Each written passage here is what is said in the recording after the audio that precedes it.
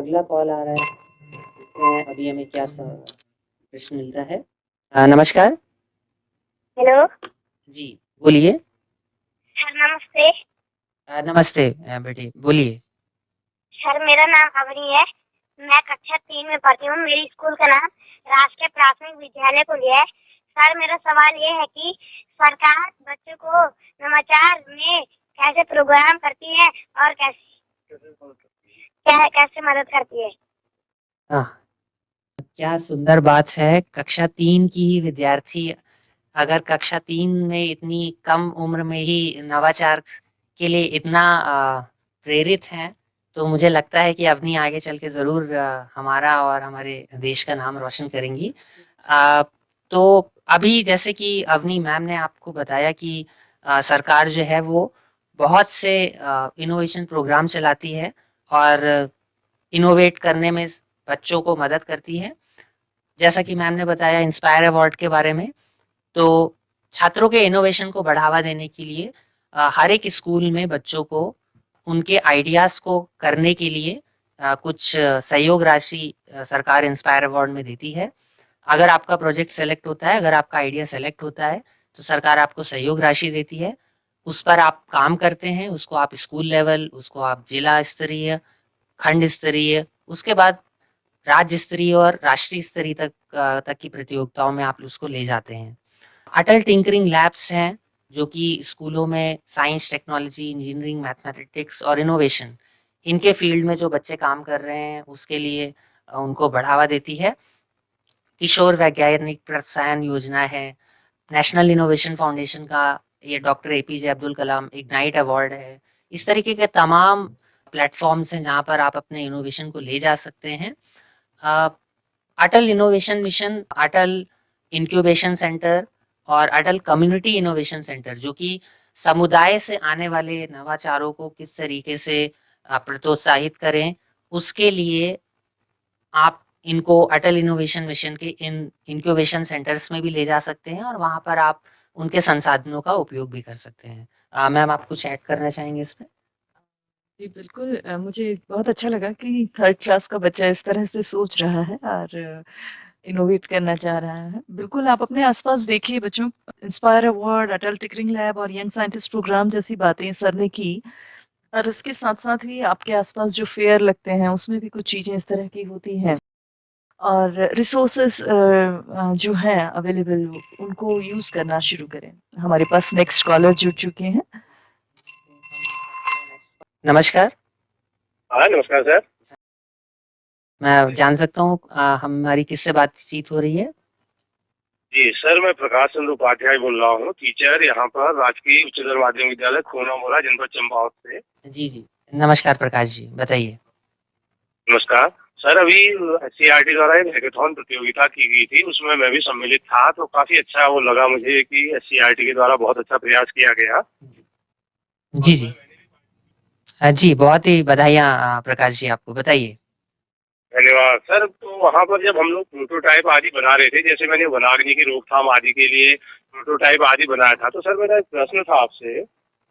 हाँ जी। बिना महंगे सामान के प्रोटोटाइप हम कैसे बना सकते हैं सर, ये मेरा प्रश्न था। जी, हमारे पास संसाधन नहीं उपलब्ध अगर नहीं है, तो किस प्रकार से हम प्रोटोटाइप को बनाएं।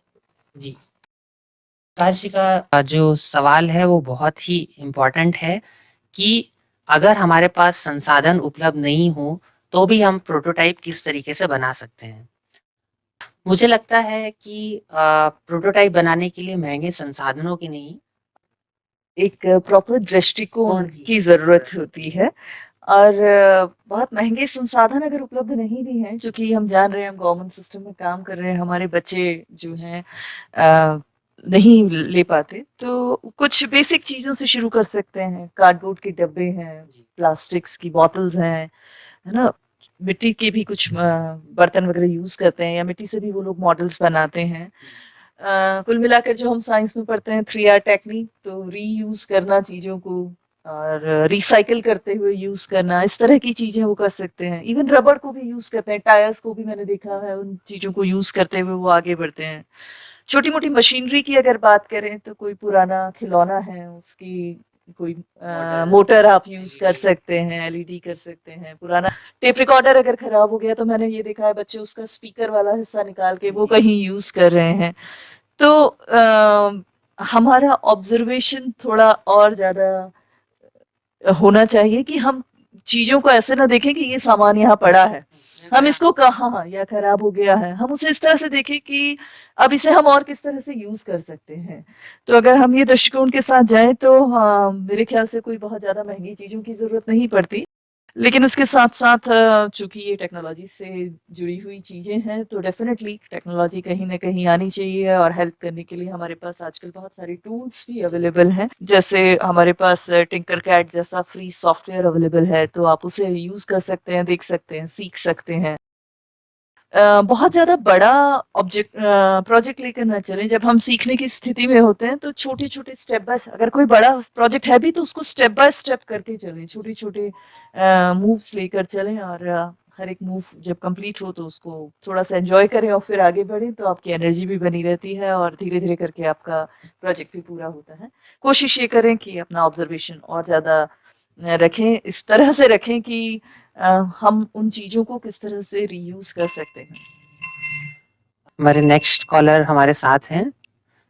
जी सर, नमस्कार। मेरा नाम कृतिका बोहरा है। मैं हाँ। कक्षा 8वीं की छात्रा हूँ। मेरे विद्यालय का नाम राठी उच्चतर माध्यमिक विद्यालय है।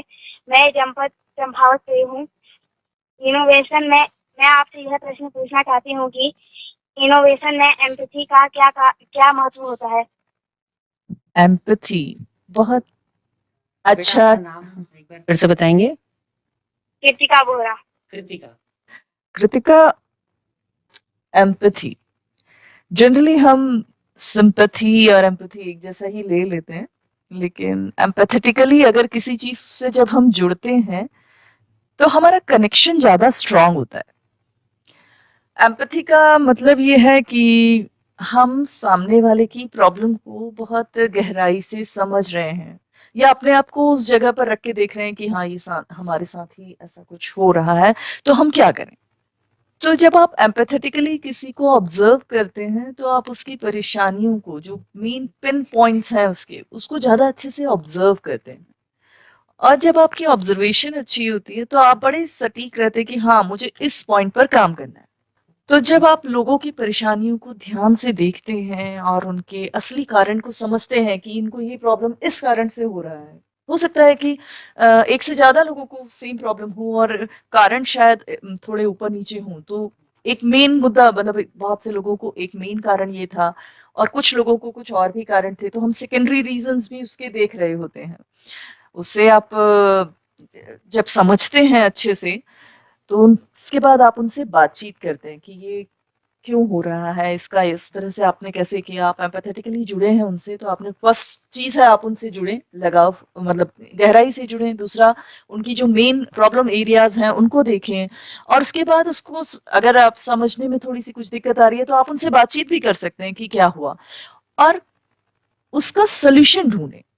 सोल्यूशन सिर्फ ऐसा ना हो कि हाँ बस दिखने में अच्छा है, हो गया, ये इसका सोल्यूशन है। सोल्यूशन हमेशा ऐसे होने चाहिए जो आपकी प्रॉब्लम को सॉल्व करते हो, है ना, जो आपकी प्रॉब्लम को आंसर करते हो कि ये परेशानी थी और ये इस तरह से हम अगर करेंगे तो ये परेशानी नहीं होगी, या अगर बहुत ही बड़ी परेशानी है तो उसकी इंटेंसिटी कम हो जाएगी। इस तरह से हम बात कर सकते हैं। तो असली इनोवेटर वही होता है जो लोगों से एम्पैथेटिकली जुड़कर उनकी प्रॉब्लम्स के जो मेन पॉइंट्स हैं उनको समझे और उसके लिए एक प्रॉपर सॉल्यूशंस उनसे बातचीत करके दे, जो कि वर्किंग हो। सिर्फ दिखने में सुंदर हो ये जरूरी नहीं है, वो वर्किंग होना चाहिए। आपको जोड़ना चाहेंगे इसमें सर? या जी मैम, आप अनुभूति करना बहुत ज़रूरी है। अगर हम ये नहीं जान पाएँगे कि जिसको समस्या हो रही है उसको क्या समस्या है या क्या ज़रूरत है, हमारा इनोवेशन उसकी मदद या उस समस्या को सॉल्व नहीं कर पाएगा। एक के बाद एक बहुत सारे कॉल। आलोक जी, मैं देख रही हूँ कि अभी तक जितने भी कॉल आए हैं बच्चे बड़े एंथुजियास्टिकली पूछ रहे हैं, और एक अच्छा माइंडसेट डेवलप होता हुआ दिख रहा है उत्तराखंड के गवर्नमेंट स्कूल्स में कि बच्चे अब इस तरह से इनोवेशन पर बात करने लगे हैं या डिजाइन थिंकिंग के बारे में सोच रहे हैं। और ये बहुत जरूरी भी होता है मेरे ख्याल से, क्योंकि एक बार आपने जब सोचना शुरू करेंगे तभी आप उस पर काम भी करेंगे। जी, बच्चों के साथ साथ टीचर्स भी आज हमारे पास सवाल लेकर के आ रहे हैं, और देखिए अगला कॉलर भी हमारे साथ जुड़ गए हैं। नमस्कार। नमस्कार सर, मैं जया चौधरी राजकीय प्राथमिक विद्यालय मनारी बालिका से बोल रही हूँ। जी मैम, बताइए। जैसा कि जो ये टाइम टू टाइम आईसीटी में इनोवेशन होते रहते हैं, मुझे भी इनमें काफी रुचि है, इंटरेस्ट है, और तरह तरह के इनोवेशन हम अपने बच्चों के बीच में करते रहते हैं। तो सर मेरा क्वेश्चन है कि इनोवेशन में माता पिता और शिक्षकों की क्या भूमिका होती है? जी, आपका क्वेश्चन जो है वो आज के परिवेश में और आज के युग में और इनोवेशन में, आज इनोवेशन में इसकी भूमिका को लेकर के बहुत ही इम्पोर्टेंट है। इनोवेशन केवल छात्रों तक सीमित नहीं है। मेरा मानना है मैम कि इनोवेशन जो है वो माता पिता, समुदाय, शिक्षक, ये भी इनोवेशन और ऐसे माइंडसेट को प्रमोट करने में एक बहुत अहम भूमिका निभाते हैं। इसको हम लोग दो तरीकों से समझने की कोशिश करते हैं। एक तो माता पिता या घर के लोग जो हैं उनकी भूमिका क्या हो सकती है, और दूसरा शिक्षकों की भूमिका क्या हो सकती है। एक ही सवाल में दो सवाल छिपे हुए भी हैं। तो माता पिताओं के लिए हमारा ये संदेश रहेगा कि आप बच्चों को सवाल पूछने दें, उनको डिस्करेज ना करें, उनको हतोत्साहित ना करें।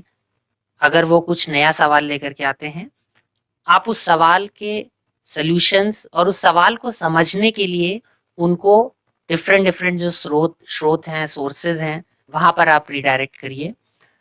आप उन्हें प्रयोग करने दें, वो भले ही प्रयोग बहुत छोटे हों और या अपने उस प्रयोग में वो असफल हों, उनको आप प्रयोग करने के लिए प्रेरित करें।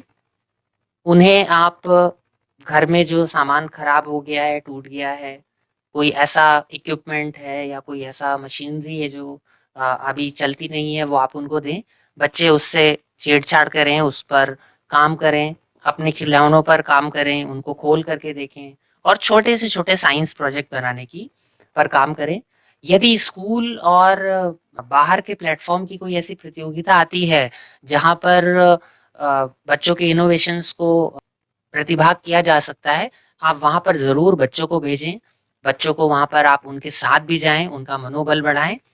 तो अगर आप ये करते हैं तो आप अपने बच्चों में एक इनोवेशन को प्रमोट करने वाला माइंडसेट या दृष्टिकोण आप ज़रूर आप बना पाएंगे। हमें हमेशा जो बच्चे बहुत इंक्यूजिटिव होते हैं, उनको सवाल बहुत पूछने होते हैं कि ये क्यों हुआ, क्यों तो उनका बहुत ज्यादा होता है, खासतौर पे छोटे लेवल पर। और कैसे हुआ, तो वो अगर पूछ रहे हैं तो उन्हें आंसर जरूर करें। कभी कभी ऐसा भी होता है कि बच्चे के लिए वो प्रोसेस नहीं है और वो उससे किसी और दृष्टिकोण से देख रहा है, अचानक से उसने कुछ पूछ लिया और एज अ पेरेंट और एज अ टीचर हमारे पास सोल्यूशन उस समय उसका एक आंसर नहीं होता है। तो उसे डांट कर भगाने की जगह हम ये कर सकते हैं कि इस समय मैं थोड़ा बिजी हूँ, थोड़ी देर बाद मैं आंसर करती हूँ। मीनवाइल आप उसे ढूंढिए, सर्च कीजिए और उसको सही, मतलब आप जब भी आंसर दें उसको एक सही आंसर जाना बहुत जरूरी है, क्योंकि बच्चा इस समय अपनी दिमाग में एक पिक्चर बना रहा होता है किसी भी चीज को लेकर।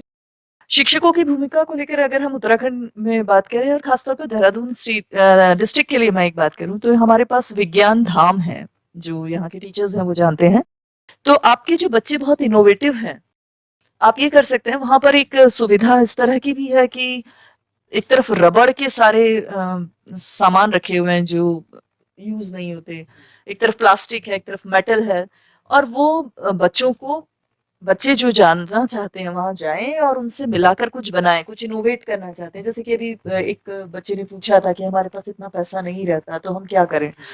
तो विज्ञान धाम में ये मुझे बहुत अच्छा लगा उत्तराखंड में कि वो बच्चों को गर्मियों की छुट्टियों में लेते हैं, जो इनोवेटिव बच्चे हैं। अगर वो टीचर उनको ले जा सके, बस उनको लाना ले जाने वाली बात होती है, तो वो वहां पर जाएं और उसको इनोवेशन के लिए उसके पास बहुत सारी ऐसी चीजें हैं जो घर में उसको अवेलेबल नहीं होगी, और वहाँ गाइडेंस भी उनको मिल जाता है। तो इस तरह से भी वो काम कर सकते हैं, टीचर्स उनको गाइड कर सकते हैं। मेरा मानना है कि टीचर्स को केवल कोर्स तक या पाठ्यक्रम तक ही सीमित नहीं रहना चाहिए। आप अपने पाठ्यक्रम में जो समस्याएं या ज़रूरतें या कुछ कंसेप्ट्स हैं, उनसे रिलेटेड प्रोजेक्ट्स बच्चों को करवाइए। उनके रियल लाइफ एग्जाम्पल लेकर के रियल लाइफ प्रॉब्लम्स पर बच्चों को काम करने के लिए आप प्रेरित करिए। लगता है कि बच्चे की सफलता जब हम बच्चे को देखते हैं तो बच्चा अगर सेंटर में है एक ट्रायंगल के, तो एक तरफ पेरेंट्स हैं, एक तरफ टीचर, एक तरफ सोसाइटी। तो जब ये सब मिलकर काम करें, एक पॉजिटिवली मॉरल को बूस्टअप करें, उसका कॉन्फिडेंस लेवल बनाए रखें, उसे सपोर्ट करें, तो इस तरह का सहयोग अगर हम अपने बच्चों को करते हैं तो डेफिनेटली वो इनोवेट करता है, उसको बढ़ावा मिलता है उस चीज के लिए कि हाँ, मैं अगर कुछ कर रहा हूँ, गलत भी हो गया, या मैं किसी प्रोग्राम में पार्टिसिपेट कर रहा हूँ, मुझे प्राइज नहीं भी मिला, लेकिन मैंने उसे पार्टिसिपेट किया है, ये एक बड़ी चीज है। पेरेंट्स की तरफ से भी अगर इस तरह का फीडबैक बच्चे को मिलता है, उतना सपोर्ट मिलता है, तो डेफिनेटली वो इस तरह का काम करना पसंद करता है ना? ये चीजें हम देख रहे हैं, और इस तरह से मेरे ख्याल से बहुत सारे नए इनोवेटर्स भी हमारे सामने आएंगे, जो कि आज के युग की जरूरत भी है कि हम इनोवेट करते रहें। तो आज की हमारे इस शो में हमारे पास बहुत से बच्चों के साथ साथ टीचर्स और जो अभिभावक हैं उनके कॉल्स आए, और तो आज के शो में हमारे पास इनोवेशन और डिज़ाइन थिंकिंग को लेकर के तरह तरह के सवाल आए। जाते जाते हम लोग इतना ही कहना चाहेंगे कि इनोवेशन के लिए सबसे ज़रूरी है कि आपके पास एक माइंडसेट होना चाहिए, चीज़ों को अवलोकन करने का, ऑब्जर्व करने का। आप समस्याओं को, मौक़ों को, ज़रूरतों को पहचानें, उनका कारण समझने की कोशिश करें। जिनको वो समस्या है या ज़रूरत है, उनसे मिलें, उनसे बात करें, उस समस्या को गहराई से जानने की कोशिश करें, उसके कारण निकालें, और उसके बाद आप छोटे-छोटे प्रयोग करें अपने घर में, स्कूल में, अपने दोस्तों के साथ, अपने शिक्षकों के साथ, अपने अभिभावकों के देख-रेख में, निगरानी में, उनके साथ मिलकर के आप छोटे-छोटे प्रयोग करें।